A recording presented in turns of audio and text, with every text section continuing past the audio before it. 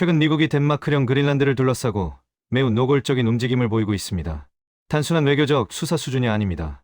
실제 인사를 특사로 임명하고 병합 가능성까지 언급하면서 유럽 전체가 강하게 반발하고 있는 상황입니다.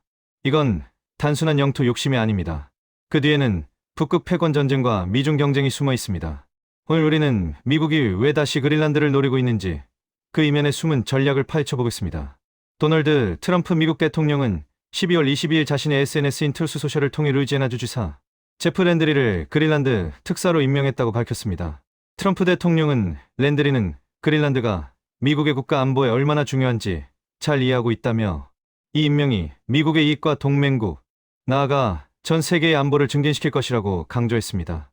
랜드리 주지사 역시 그린란드를 미국의 일부로 만들기 위해 봉사하게 되어 영광이라고 공개적으로 화답했습니다.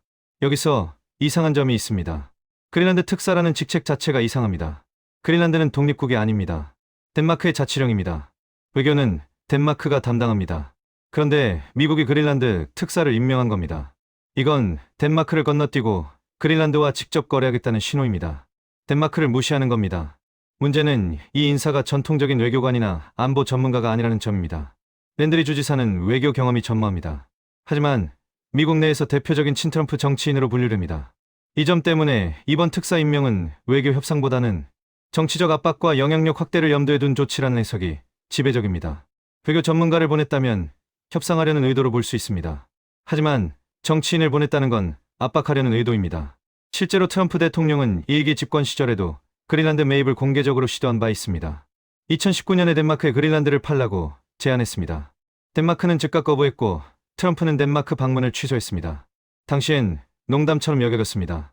하지만 재선 이후에도 국가 안보를 위해 그린란드가 필요하다는 주장을 반복하고 있습니다. 이제는 농담이 아닙니다. 트럼프 대통령은 최근 기자들과의 질의응답에서 우리는 광물 때문이 아니라 국가 안보 때문에 그린란드가 필요하다고 말했습니다. 이어 그린란드 해안을 따라가다 보면 러시아와 중국 선박이 곳곳에 있다며 미국의 국가 이익을 위해 반드시 확보해야 할 지역이라고 강조했습니다. 이 발언에서 주목해야 할 부분은 러시아보다도 중국입니다. 중국은 이미 오래전부터 북극을 자국의 전략 공간으로 규정해왔습니다. 공식 문서에서 스스로를 금북극 국가라고 부릅니다. 지리적으로 북극과 멀리 떨어져 있지만 자신들도 북극 국가라고 주장하는 겁니다. 북극을 특정 국가의 전유물이 아닌 글로벌 전략 공간으로 만들겠다는 입장을 밝혔습니다. 이건 노골적입니다. 북극은 모두의 것이니 우리도 권리가 있다는 논리입니다. 중국의 북극 전략은 1대1로 구상과 직결돼 있습니다.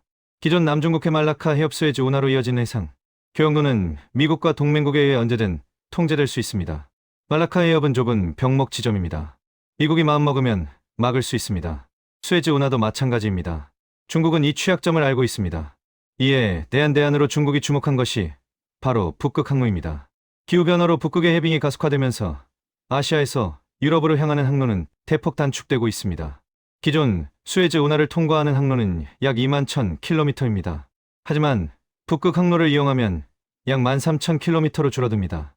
거리가 40% 가까이 줄어드는 겁니다. 시간도 줄고 연료비도 줄고 운송 비용도 줄어듭니다.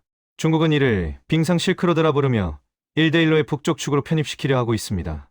이 과정에서 그린란드는 결정적인 요충지입니다. 북극 중심부에 위치해 항로 감시, 기지 구축, 자원 개발이 동시에 가능한 지역이기 때문입니다. 그린란드를 확보하면 북극 항로 전체를 통제할 수 있습니다. 실제로 중국은 과거 그린란드에서 공항 건설과 광산 개발에 깊은 관심을 보였습니다. 특히 장거리 활주로를 갖춘 공항은 민간 시설로 포장될 수 있지만 군사적 전환이 가능한 전략 자산이기도 합니다. 민간 공항이라고 지어놓고 나중에 군용기를 띄울 수 있습니다. 덴마크 정부가 직접 나서 중국 기업의 참여를 차단한 이유 역시 중국의 북극 진입을 구조적으로 막기 위한 조치였습니다. 미국은 이 흐름을 누구보다 예민하게 바라보고 있습니다. 러시아는 이미 북극권에 군사기지를 촘촘히 구축해 놓은 상태입니다. 러시아는 북극 연안국입니다. 영토 대부분이 북극권에 걸쳐 있습니다. 소련 시절부터 북극 기지를 건설해왔고 지금도 확장하고 있습니다. 쇠빙선도 세계에서 가장 많이 보유하고 있습니다. 여기에 중국이 경제와 인프라를 앞세워 본격적으로 진입할 경우 북극은 더 이상 미국이 주도권을 행사할 수 없는 공간으로 변하게 됩니다. 특히 중국은 군사보다 경제를 앞세워 항만, 공항, 광산, 통신 인프라를 장악한 뒤 정치적 영향력을 확대하는 방식을 반복해왔습니다. 아프리카에서 그랬고 남태평양에서 그랬습니다. 항구를 짓고 돈을 빌려주고 나중에 빚으로 통제권을 넘겨받는 겁니다. 미국 입장에서 그린란드는 중국의 북극 전략이 본격적으로 시험될 수 있는 첫 무대가 될 수 있습니다. 그린란드를 중국이 확보하면 북극 전체가 흔들립니다. 그래서 미국은 먼저 선점하려는 겁니다. 이 때문에 미국은 그린란드를 단순한 자치령이나 변방이 아닌 미중 패권 경쟁의 최전선으로 인식하고 있습니다. 문제는 이 과정에서 유럽과의 관계가 급격히 흔들리고 있다는 점입니다. 덴마크 정부와 그린란드 정부는 공동 성명을 통해 국경과 국가, 주권은 국제법에 근거한다며 미국의 병합 시도를 강하게 비판했습니다. 덴마크는 미국 대사를 소환해 항의했습니다. 외교에서 대사 소환은 매우 강한 항의입니다. 동맹국끼리는 거의 하지 않는 조치입니다. 유럽연합 집행위원장 역시 덴마크와 그린란드 국민에 대한 전적인 연대를 공개적으로 표명했습니다. 유럽연합이 미국을 공개적으로 비판한 겁니다. 이건 이례적입니다. 미국과 유럽연합은 전통적 동맹입니다. 하지만 트럼프의 그린란드 발언은 그 동맹을 흔들고 있습니다. 덴마크 국방정보국은 최근 보고서에서 미국을 잠재적 안보 위협으로 분류하기까지 했습니다. 동맹국을 안보 위협으로 분류한 겁니다. 이건 충격적입니다. 보고서는 미국이 우방국을 상대로도 경제력과 군사력을 압박수단으로 활용하고 있으며 이런 태도가 북극에서 더욱 노골화되고 있다고 지적했습니다. 이는 미국과 유럽 동맹 간 신뢰 관계가 시험대에 올랐음을 의미합니다. 트럼프는 이런 반발을 신경 쓰지 않는 것처럼 보입니다. 오히려 더 강하게 나가고 있습니다. 최근에는 군사력 사용 가능성까지 언급했습니다. 그린란드 확보를 위해 군사력이나 경제력을 배제하지 않는다고 말한 겁니다. 이건 동맹국을 상대로 군사력을 쓸 수도 있다는 위협입니다. 덴마크는 나토 회원국입니다. 나토는 집단방위 조약입니다. 한 나라가 공격받으면 모두가 방어합니다. 그런데 미국이 나토 회원국을 위협하는 겁니다. 그린란드 내부 상황도 변수입니다. 그린란드는 덴마크의 자치령이지만 오랜 기간 독립을 주장해온 정치 세력이 존재합니다. 인구는 6만 명이 채 되지 않고 경제 규모도 작기 때문에 독립 이후 생존을 위해 외부 강대국의 지원은 현실적인 유혹이 될 수 있습니다. 독립하면 재정이 부족합니다. 덴마크 지원 없이는 살기 어렵습니다. 이때 미국이 돈을 주면 어떻게 될까요? 미국은 이 지점을 잘 알고 있습니다. 직접 병합이 아니더라도 독립을 원하는 세력을 간접적으로 지원해 영향력을 확대하는 방식은 충분히 가능하기 때문입니다. 그린란드가 독립하면 미국과 협정을 맺게 만들 수 있습니다. 군사기지 설치, 자원개발권 제공 등을 조건으로 경제 지원을 해주는 겁니다. 형식적으로는 독립국이지만 실질적으로는 미국이 통제하는 구조를 만들 수 있습니다. 여기에 더해 그린란드의 전략적 가치는 시간이 갈수록 커지고 있습니다. 지난 10년간 북극 항로의 선박 통행량은 약 37% 증가했습니다. 앞으로 더 증가할 겁니다. 기후변화로 북극 해빙이 계속 녹고 있으니까요. 그린란드에는 석유와 천연가스뿐 아니라 반도체와 전기차에 필수적인 히토류 자원이 대규모로 매장돼 있는 것으로 알려져 있습니다.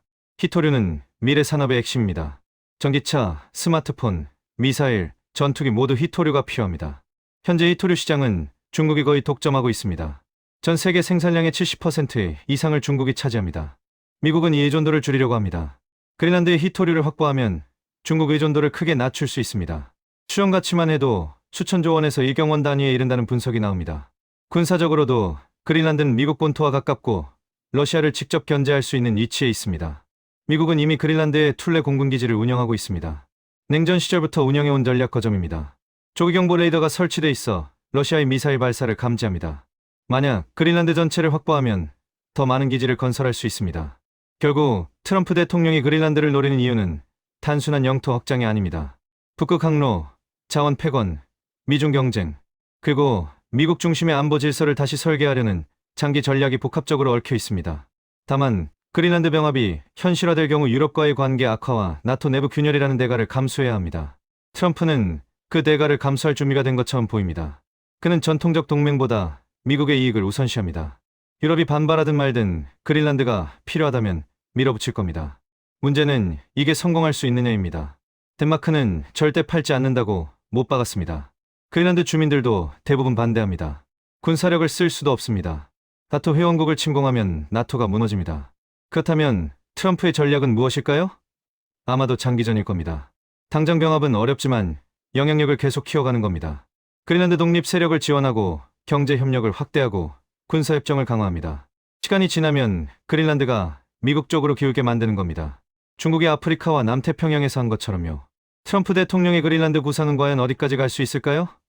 이는 단순히 미국과 덴마크의 갈등을 넘어 앞으로 북극을 둘러싼 국제 질서가 어떻게 재편될지를 가늠하는 시험대가 되고 있습니다. 북극 패권 전쟁은 이제 시작입니다. 여러분의 생각을 댓글로 남겨주세요.